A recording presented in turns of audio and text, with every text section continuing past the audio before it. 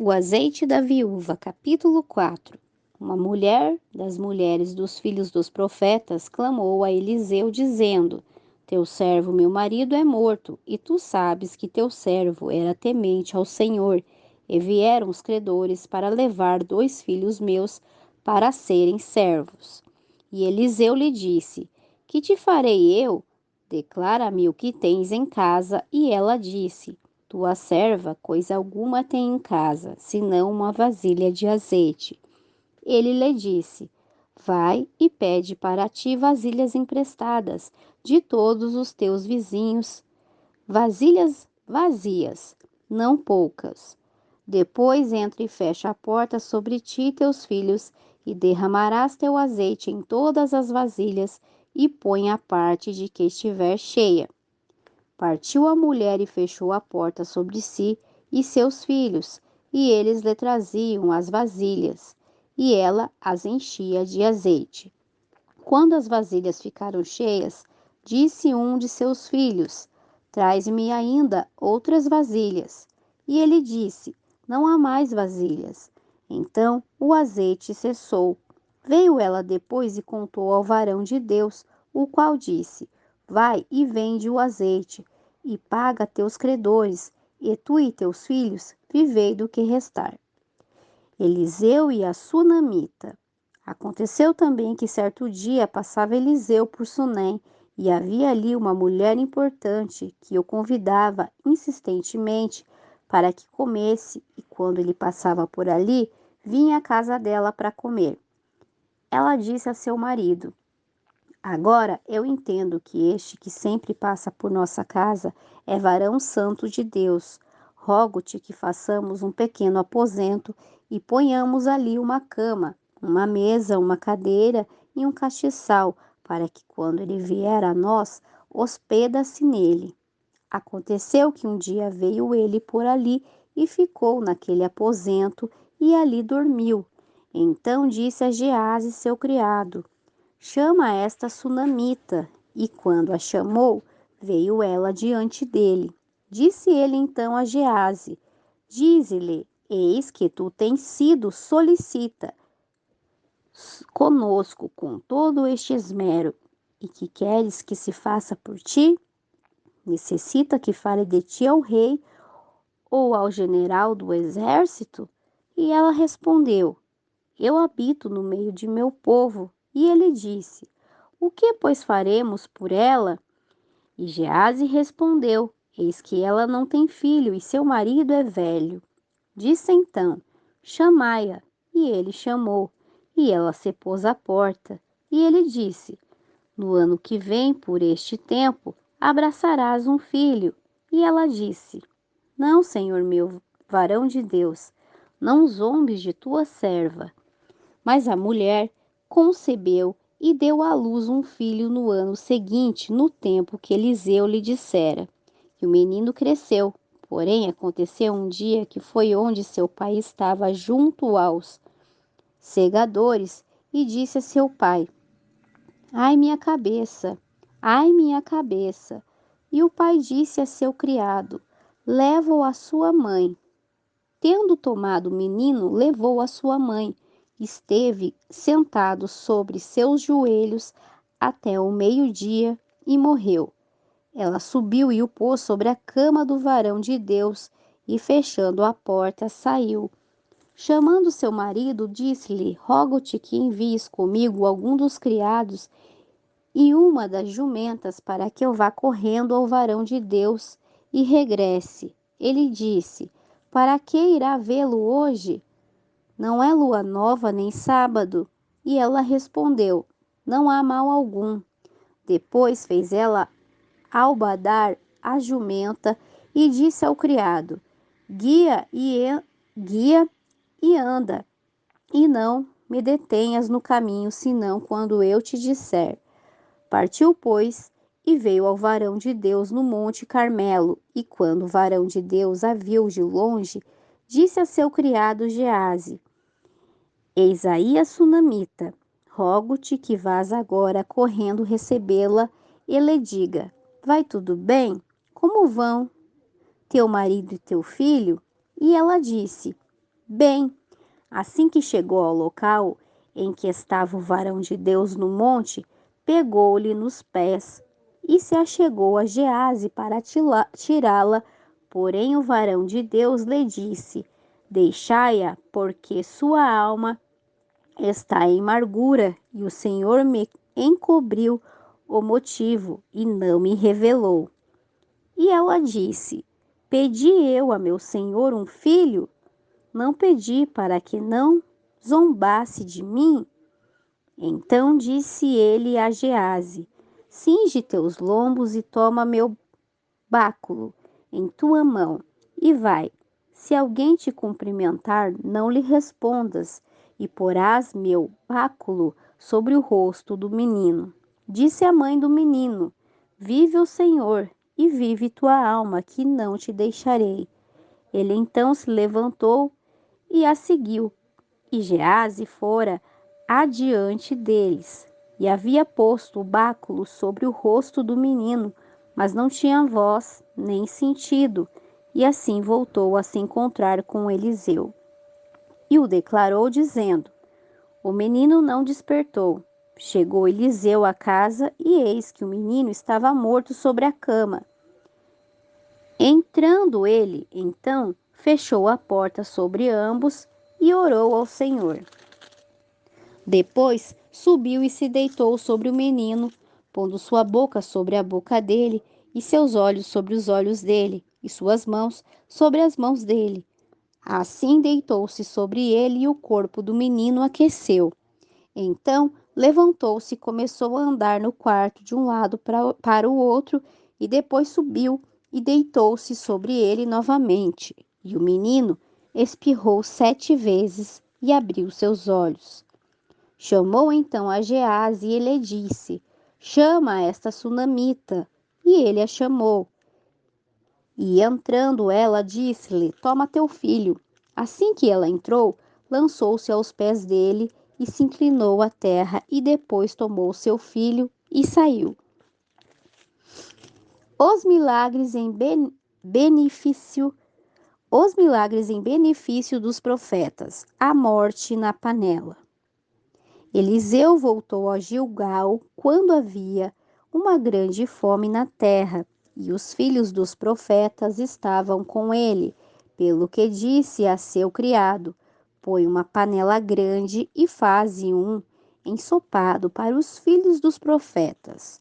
Saiu um ao campo a apanhar ervas, e achou uma como parra silvestre, e dela encheu sua capa de colossíntidas, e voltou, e as cortou na panela do ensopado, pois não sabia o que era. Depois serviu para que comessem os homens, mas sucedeu que, ao comerem daquele guisado, gritaram, dizendo: Varão de Deus, a morte nesta panela, e não puderam comer.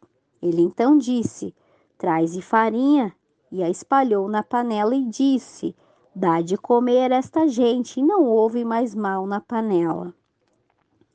100 homens se satisfazem, 100 homens se satisfazem com 20 pães.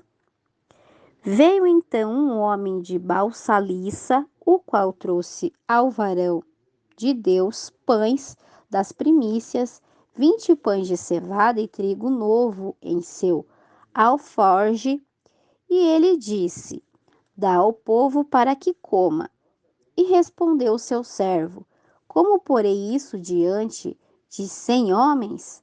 Porém, ele tornou a dizer: Dá ao povo para que coma, porque assim diz o Senhor: Comerão e sobrará. Então pôs o alimento diante deles e comeram, e lhes sobrou conforme a palavra do Senhor. Eliseu e Naamã, capítulo 5. Naamã, general do exército do rei da Síria, era varão grande diante de seu senhor, que o tinha em alta conta, porque por meio dele o Senhor dera salvação à Síria. Era este homem valoroso em extremo, porém leproso. Saíram da Síria tropas armadas e haviam levado cativa da terra de Israel uma moça que servia a mulher de Naamã.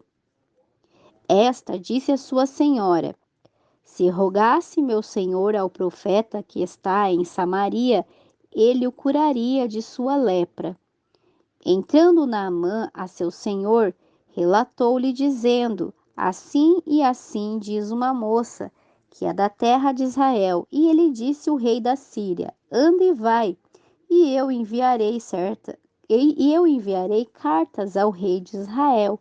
Saiu, pois, ele levando consigo 340 quilos de prata e 6.000 peças de ouro e 10 mudas de vestes. Tomou também cartas para o rei de Israel, que diziam assim: quando chegarem a ti estas cartas, saberás por elas que envio a ti meu servo Naamã, para que cures de sua lepra.